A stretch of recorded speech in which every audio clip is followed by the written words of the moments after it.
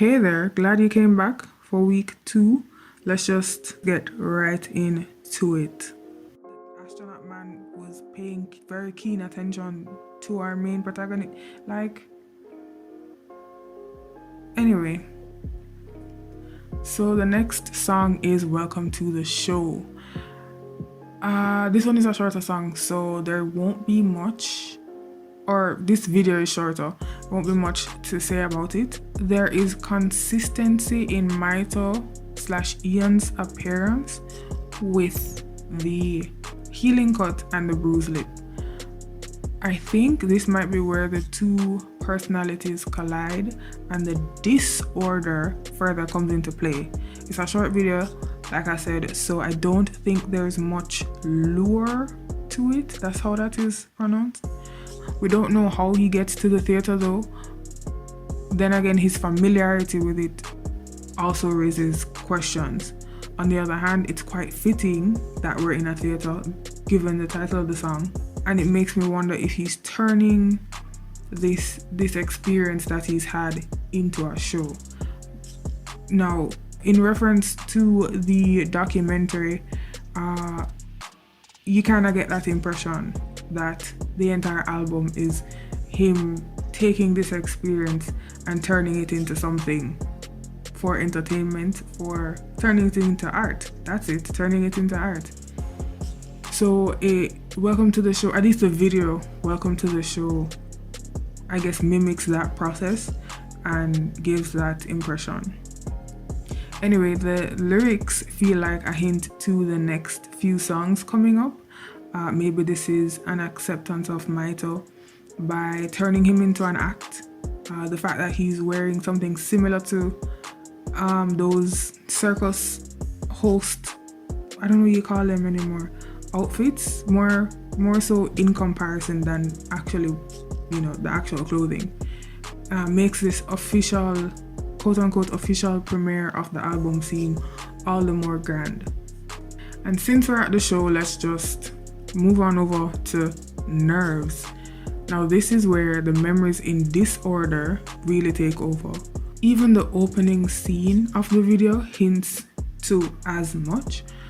In this video, I couldn't help but notice that IAN looks much different from previous videos, and it looks as if MITO is not necessarily the one in the forefront of this narrative, even though he's still there in some shots. Like, you can, it's so subtle, but I feel like you can see it in some other shots where the two personalities, if you want to call it that, shine. I wonder if the girl in this video is the same as the one from So Beautiful. As in, literally, this could be the same girl, therefore he's admitting his own shortcomings in the relationship. Or maybe his confrontation with MITO affected more than just him, IAN, and he's now realizing that after the fact. And I say confrontation because in a way, when you have these separate, different personalities or different sides of you in the same body, you somebody wants to suppress the other, or somebody wants to outshine the other. There's a bit of confrontation there, but I digress. Also, who is smiling at the end of this video? Cause that's creepy. Okay, coming back down, based on something said in a documentary, once again, at some point there's a come down from the MITO personality, and I feel like this is what the video is showing. I mean, every time we see MITO, he's bloodied and is as disheveled as you can be without much clothes on. There are a lot of cross images as well in this video, like the actual cross, and I wonder what that could mean.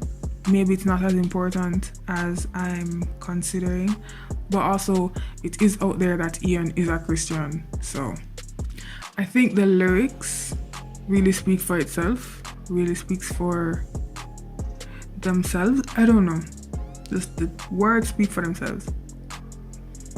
It's like a love letter to a former lover that he let get away. He expresses his regret and frustrations with his own actions within the relationship. So let's talk about those last few lines of the song where he refers to people in the third person. The first time I didn't recognize all the references to she and he until the very last line where it says he loved you. And that made me think that MITO was the one talking. But even listening to it and recognizing now, I still do think that it's MITO that's speaking.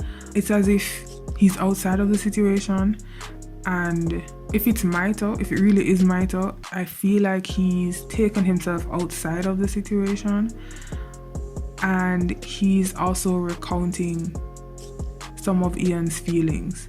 Or if this is still Ian recounting this, he's admitting that MITO probably also had feelings for this woman it's not even a weird and twisted way. It's like all of my parts loved this woman, and I think this woman loved all of my parts. I think that's kind of what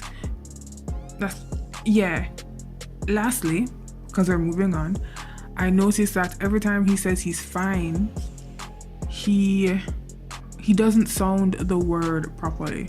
The word fine doesn't come out as a complete word, to the point where I thought I was mishearing the word fine in certain places.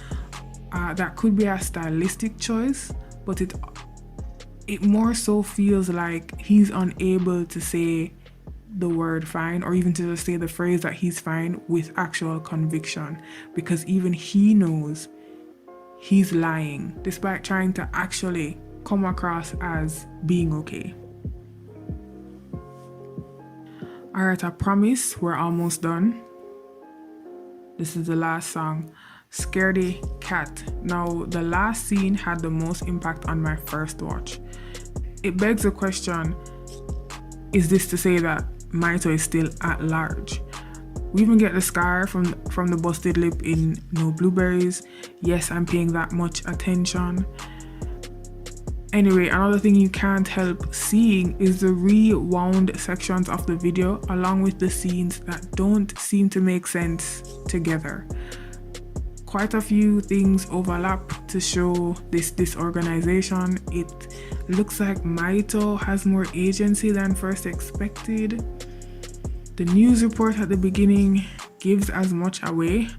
Maybe all the danger Ian/MITO thought they were in wasn't real, and they caused more harm instead of trying to escape that harm.